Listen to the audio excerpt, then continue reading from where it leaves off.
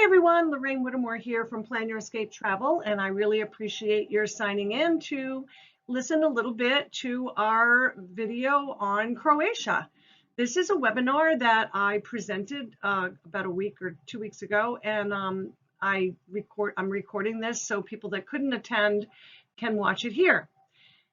Croatia is an absolutely beautiful country. There's much to see and do, and I'm going to walk you through some ideas of things that you could do. And either you can contact me and I will help you plan a tour there, or maybe you'll join the small group tour that I'm working on for 2021. So hopefully you enjoy this and it'll be a good use of your time, and I really appreciate your signing on. Please, if you like what you see, give me a thumbs up in YouTube. It really helps. And sign up to subscribe to my channel so that you can get more information about other travel and other destinations. And so now just sit back and enjoy this little bit of armchair virtual traveling through the absolutely beautiful country of Croatia. Let's start by taking a look at the map. Croatia is a long country. It's kind of like a California. It goes all the way along the coastline. It does go inland all the way to the Danube River. I've actually been to Croatia on the Danube side on a river cruise, and it's quite beautiful there too. Big wine country in that area. But as you can see, there are a lot of islands to visit on the Dalmatian Coast, they call it, of Croatia. And most people, when they have, a week or 10 days to see Croatia, typically start in Dubrovnik and then work their way to Split or vice versa, and do a combination of visiting the islands and seeing some things inland. There are some amazing national parks and beautiful waterfalls and other things to see inland. So typically people do sort of a loop around. So I'm going to share with you what you can do by following that path. It's always fun to start learning about a country by getting a little bit about its history, its weather, its culture. So Zagreb is the capital of Croatia. Croatia is basically a service-based economy. It's very dependent on tourism. And the Republic of Croatia is governed by a prime minister and parliament.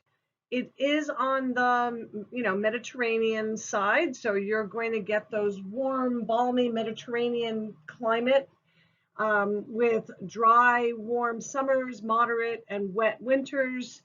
The average temperatures are in the 70s, a little bit cooler in the winter. It's a great place to go during summer months. I always love seeing countries in the shoulder season, like June for Croatia, maybe June, September would be good, so that you can still enjoy warm water and nice temperatures, but have fewer crowds.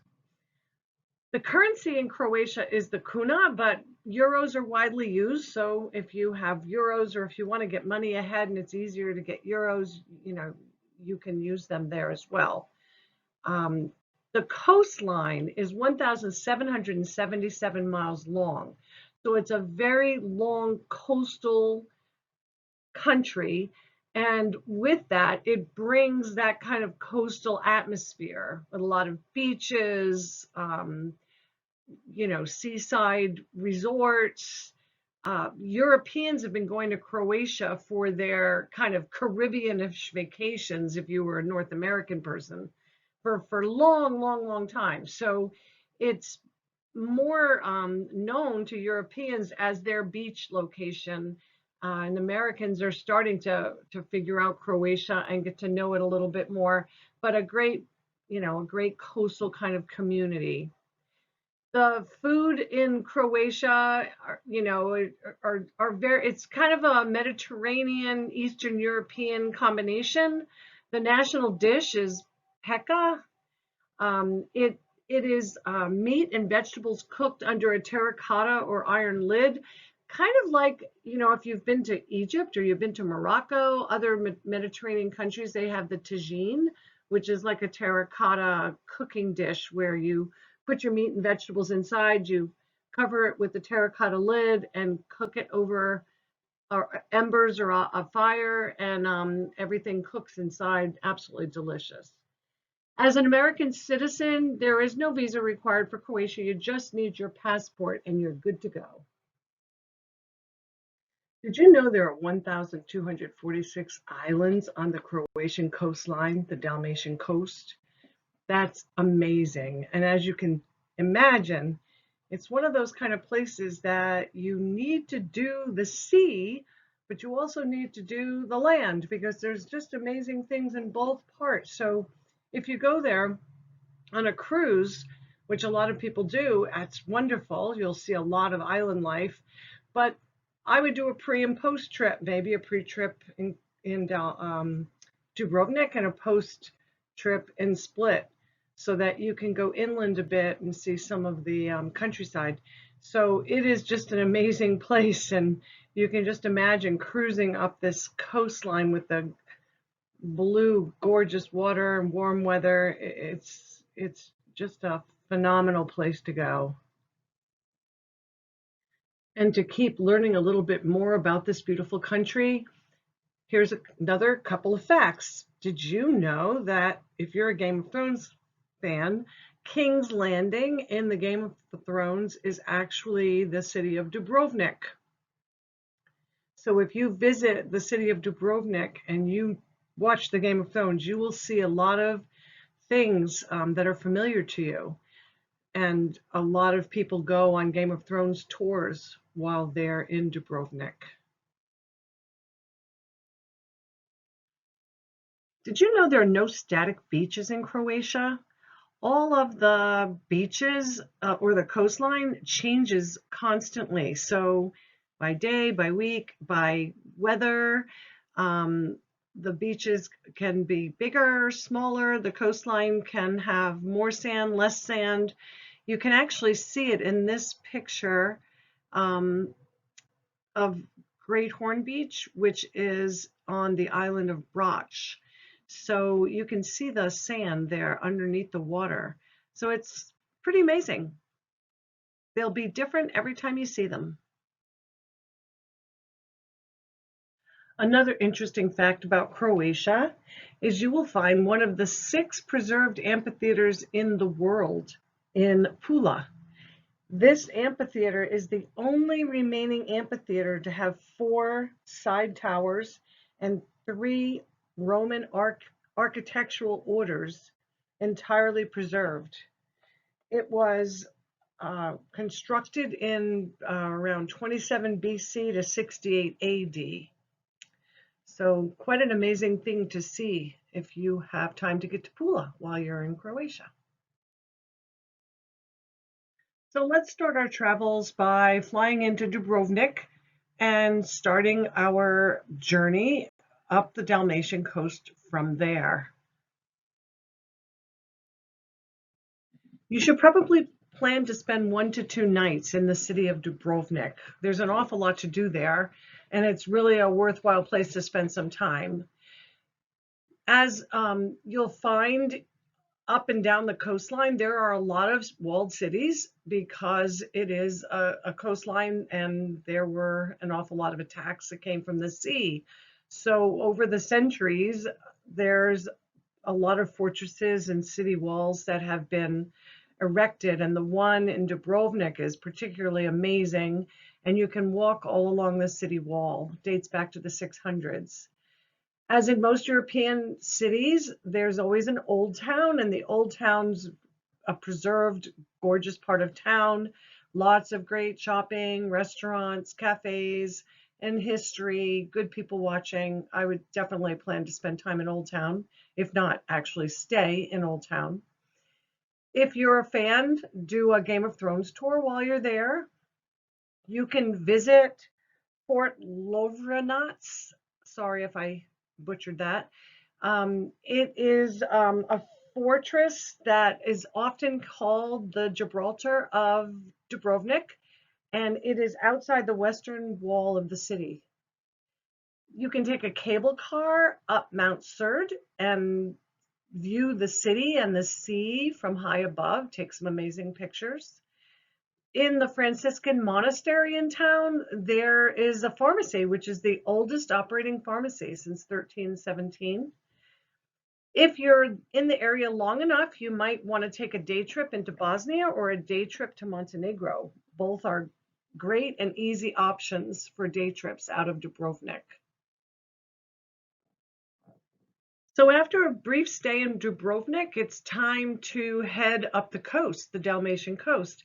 So you may be on a cruise ship. There are all sizes and types of cruise ships that go up and down that Dalmatian coast. I would recommend a smaller ship. They're always, you know, the nicest way because you can get in close and you can get to islands and places that the big ships can't go, and there's fewer people.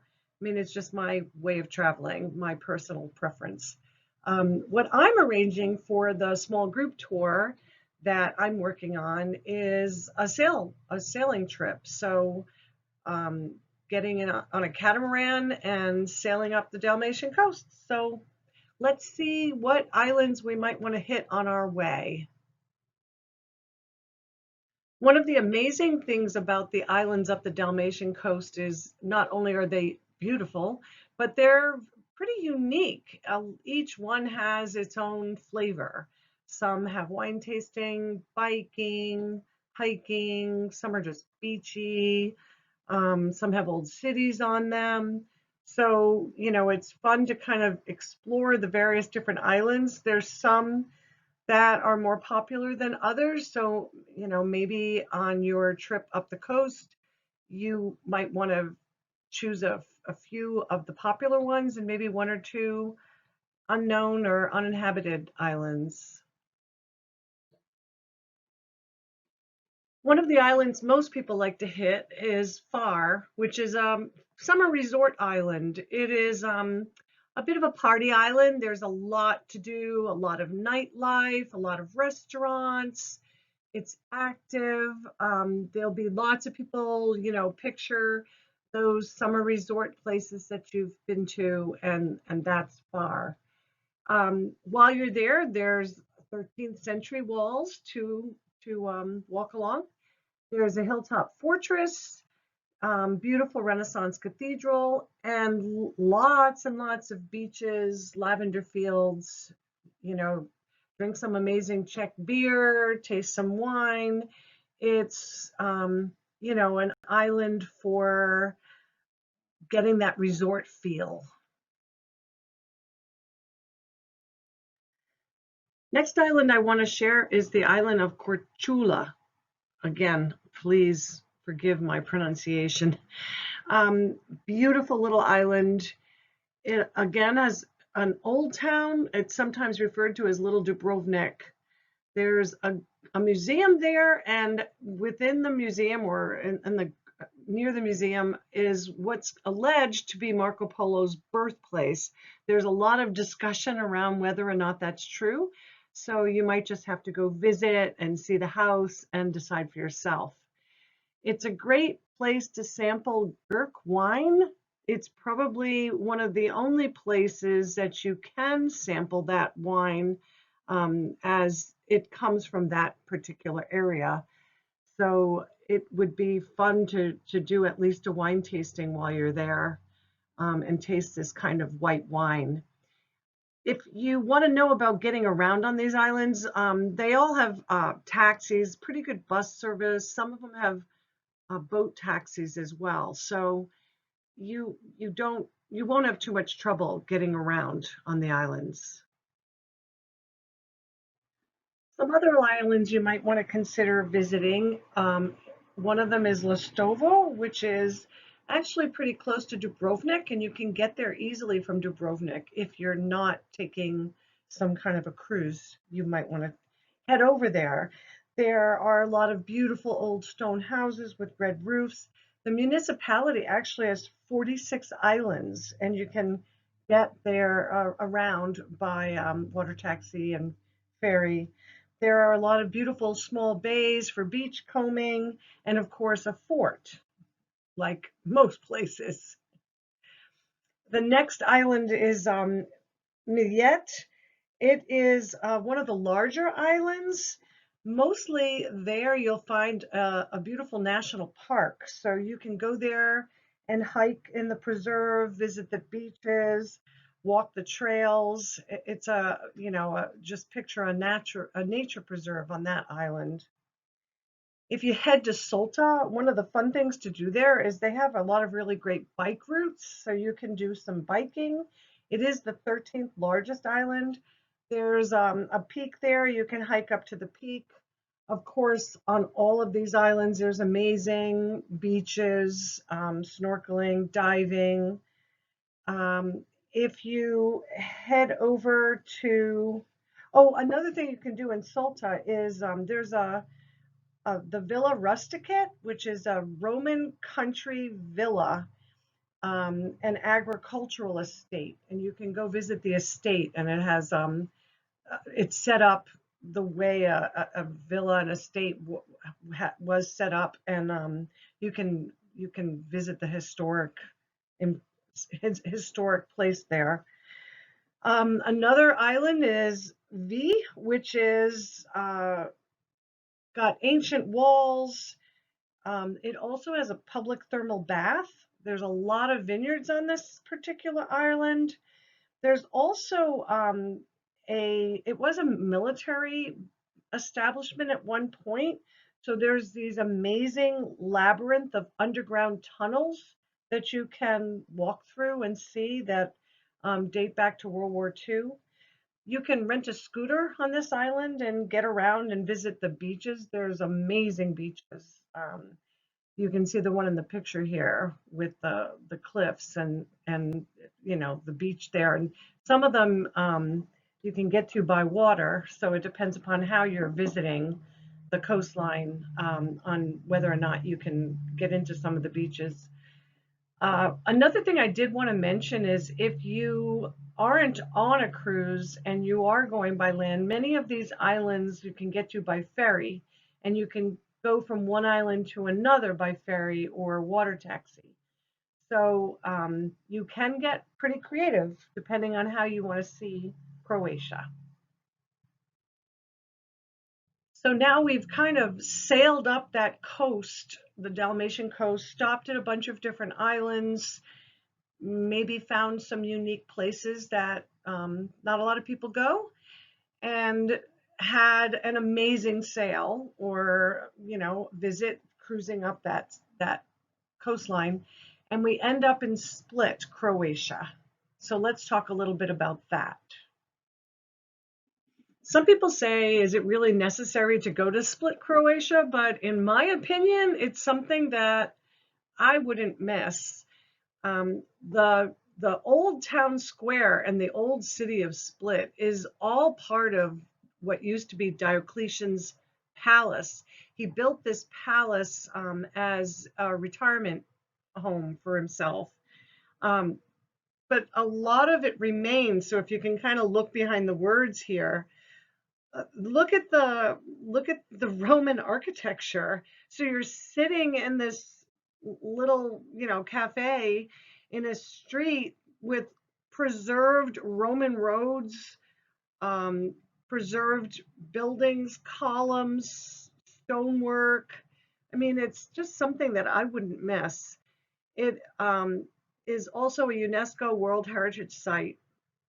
So definitely take some time there, maybe a day at least or 2 days. Visit the old city, sit in that town square.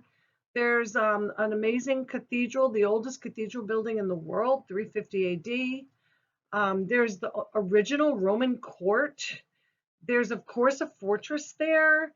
And if you want, you can go across the bridge to another kind of island outcropping off of Split, Trogir, which is a UNESCO site. It's a completely preserved Romanesque and Gothic architecture town. And it's just a labyrinth of streets that, the way it preserved, the way it was back in Roman times. So it's really quite a unique place to go. So definitely plan to spend some time in Split. Even if you're on a cruise, you might want to end here, or if it ends here, spend a couple of days, or if it ends somewhere else, come back to here and spend a couple of days. So I just wanted to take a minute and give you some pictures of this amazing palace and city of Split. And just look at these columns. Can you imagine walking amid this? It's really quite spectacular.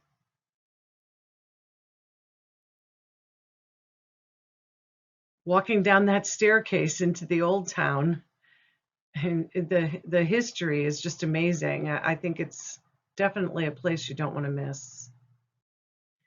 And while you're in Split, something on my bucket list that maybe if you do a little research online and learn a little bit about it, it'll be on your bucket list as well.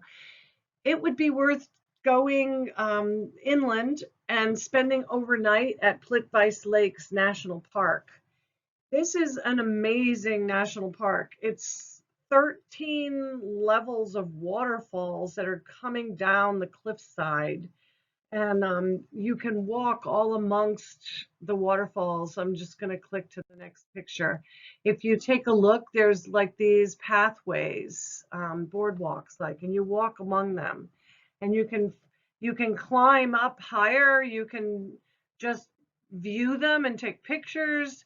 But it is just the most spectacular looking place. I've never been. I definitely want to go.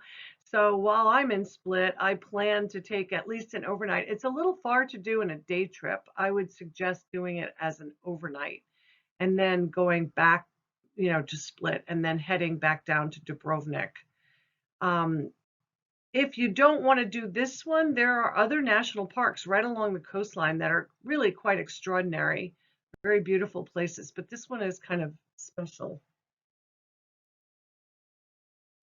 And while you're in the area, you might want to extend your stay. There's a few other things you could be doing. There's actually quite a bit that you could do in this particular area. If you take a look at this map, Zadar is further up the coast, another town along the coastline.